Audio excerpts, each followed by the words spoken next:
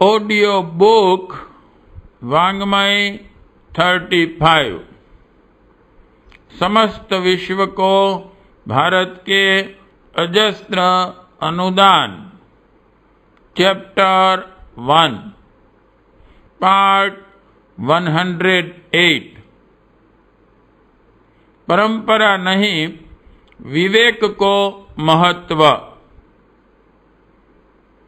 शादियों और मृतक संस्कारों के संबंध में प्रवासी भारतीयों को परंपरागत चित्र विचित्र प्रथाओं के निभाने से तदनुरूप व्यवस्था बनाने में भारी कठिनाई होती है। इनमें बरती जाने वाली विभिन्नताएं दूर की जानी चाहिए और सर्वसुलभ एक रूपता का स्वरूप बनाना चाहिए। भारत में यह दोनों ही व्यवस्थाएं बहुत खर्चीली बन गई हैं। उनमें अनावश्यक आडंबर भी बहुत जुड़ गए हैं। इन सब के निर्वाह में भारी असुविधाओं का सामना करना पड़ता है और समय तथा धन की अनावश्यक बर्बादी होती है। संभवतः प्रवासी भारतीयों में भी ऐसी ही जटिलताएं चल रही हो, उन्हें सुधारा जाना चाहिए और सरलता एवं सस्तेपन का स्वरूप निर्धारण होना चाहिए। भारत में इस प्रचलनों में इन दिनों भारी सुधार परिवर्तन हो रहा है। एक ही तिथि पर एक ही स्थान पर अनेक जोड़ों के विवाहों के सामूहिक आयोजन बहुत ही लोकप्रिय हुए हैं और कुछ जाति पंचायतों ने तो अपने समुदायों के लिए इसे एक मान्यता प्राप्त व्यवस्था ही बना लिया है। ऐसे ही प्रचलन प्रवासी भारतीयों में भी चल पड़ने चाहिए। मध्यकाल के अंधकार युग में भारतीय समाज में अनेकों कुप्रथाएं फैली और उनके कारण उनके दुष्परिणाम अभी तक भुगतने पड़ रहे हैं। संभव है यह कुरीतियां भारतीयों में भी न्यूनाधिक मात्रा में चल रही हों। उनके सुधार का प्रयास इसी उत्साह एवं साहस के साथ उन सभी संस्थानों से होना चाहिए जहां भारतीय मूल के लोग थोड़ी या अधिक संख्या में बसे हैं। जाति बिरादरी के नाम पर ऊंच नीच की मान्यता अनुपयुक्त है। वंश गोत्र की मान्यता भले ही बनी रहे पर उस कारण किसी को ऊंचा या नीचा न माना जाए और न किसी प्रकार का भेदभाव बरता जाए। इसी प्रकार पंथ संप्रदाय के कारण ऐसी खाई पैदा न होने दी जाए जिससे बिलगाव बढ़ता हो। इस युग में समता और एकता सर्वमान्य सिद्धांत बन चुके हैं।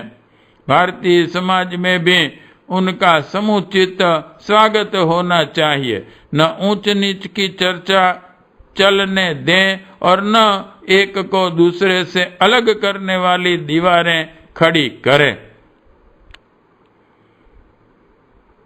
नवरात्रियों में या किन्हीं अन्य पर्वों पर बालकों के संस्कार एवं यज्ञोपवीत सामूहिक रूप से भी कराए जा सकते हैं। घरों में इनकी अलग अलग व्यवस्था न बन पड़ने पर प्रायः उपेक्षा ही होने लगती है। यदि उन्हें सम्मिलित रूप से मनाया जाने लगे तो सुविधा मितव्ययिता शोभा जैसे कई लाभ मिलेंगे और जहां उनके प्रति उपेक्षा बरती जाने लगी है वहां भी यह प्रचलन चल पड़ेंगे। श्रावणी के अवसर पर नए वर्ष का नया यज्ञोपवीत बदलना एवं आश्विन की पितृ अमावस्या को मृतात्माओं का श्राद्ध तर्पण ये सामूहिक रूप से हो सकता है। रामायण गीता भागवत महाभारत आदि के प्रेरक प्रसंगों की कथाएं जब तब होती रहें तो उनके माध्यम से भी नैतिकता, पारिवारिकता एवं सामाजिकता का उपयोगी शिक्षण देने की व्यवस्था कर कुशल वक्ता बन सकते हैं। इन ग्रंथों से प्रेरणाप्रद कथा कह सकने की पद्धति हरिद्वार के शांति कुंज में विकसित की है और इस प्रयोजन के लिए अतिरिक्त पुस्तकें छापी हैं। यहाँ तक कि सत्यनारायण कथा का भी ऐसा परिष्कृत संस्करण प्रस्तुत किया है जिसके सहारे उस पुरातन परिपाटी को ही नवयुग की आवश्यकता पूर्ण करने के लिए भली प्रकार प्रयुक्त किया जा सके। देवालयों को ईसाई चर्चों से प्रेरणा लेनी चाहिए और धर्म पुरोहितों को पादरियों से।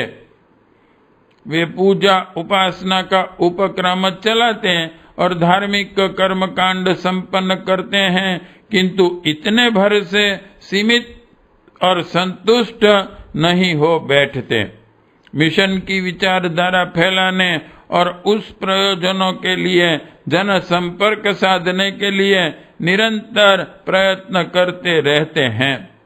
चिकित्सा, शिक्षा, असमर्थों की सहायता जैसे ऐसे काम भी वे करते हैं जिनसे धर्म के साथ सेवा और सहायता का सम्मिलन परिलक्षित हो और सर्वसाधारण की सहानुभूति अर्जित हो। भारतीयों के धर्म संस्थानों एवं संगठनों को भी अपने कार्यक्रमों में ऐसा कुछ जोड़कर रखना चाहिए। धर्म का वास्तविक उद्देश्य है जनसाधारण की दुष्प्रवृत्तियों को छुड़ाना और सत्प्रवृत्तियां अपनाने के लिए उत्साह उभारना। धार्मिकता के इन विधि निषेध पक्षों को कहाँ किस प्रकार उपयोग में लाया जा सकता है, उसका अवसर देखा और उपाय खोजा जाए तो कितने ही ऐसे काम सामने आ सकते हैं जिन्हें हाथ में लिया और अग्रगामी बनाया जा सके। मांसाहार, नशेबाजी, अशिष्टता, आलस्य, अस्वच्छता, प्रमाद, क्रोध, जुआ, चोरी, व्यभिचार आदि कितने ही ऐसे अनुपयुक्त कार्य हैं जिनमें संलग्न लोगों को छुड़ाने और जो नहीं लगे हैं उन्हें बचाने के लिए प्रतिज्ञा आंदोलन चलाने का उपक्रम धार्मिक समुदायों द्वारा बनाया जा सकता है। घरों में आदर्श वाक्य एवं आदर्श चित्र लगाने के लिए प्रचार अभियान पर निकला जा सके तो अपने घरों की दीवारें, अलमारियां, खिड़कियां, मेज, कुर्सियां बोलती पुस्तकों की तरह सांस्कृतिक मान्यताओं को प्रकट करने लगेंगी। इन पंक्तियों में थोड़े से ऐसे संकेत किए गए हैं जिनसे प्रवासी बंधु अपने क्षेत्र समुदाय में धार्मिकता का सांस्कृतिक वातावरण बनाए रह सकें। इससे प्रखरता और जागरूकता बनी रहेगी तथा वह आशंका न रहेगी जिसमें विदेशों में जाकर भारत मूल के लोगों को पाश्चात्य प्रवाह के समुद्र में घुल जाने की चिंता बनी रहती है। होना यह चाहिए कि संगठित एवं सुसंस्कृत भारतीय प्रवासी अपने अपने क्षेत्रों में इस देव संस्कृति का प्रसार विस्तार से करें और अनेकों को उसी प्रकार अनुयायी बनाएं जिस प्रकार अन्य धर्मावलंबी अपने अपने विस्तार के लिए बहुत कुछ करते हैं और सफल होते देखे जाते हैं। पार्ट 108 समाप्त।